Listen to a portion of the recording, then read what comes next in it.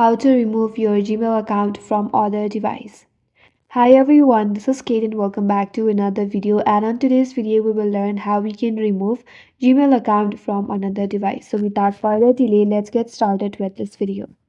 First of all, you have to open up your Gmail in your device and make sure that you are logged in with your preferred Google account or the Gmail account. Once you're here, head over to top right and tap on your profile icon. So from here, tap on Google account just below your profile. That will land you on your Google account page. Here, just below your profile name, there is a menu bar. You have to swipe that to your left and then tap on security.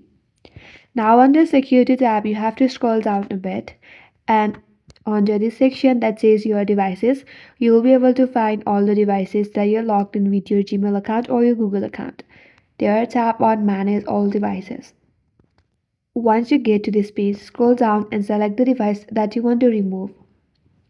Tap on it, verify your identity, then there you'll have sign out button. You have to tap on it. After that, your account will be removed from this device.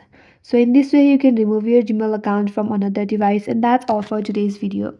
Hope this video was helpful, and if you're new to our channel, consider subscribing. Thank you for watching and stay tuned for more videos.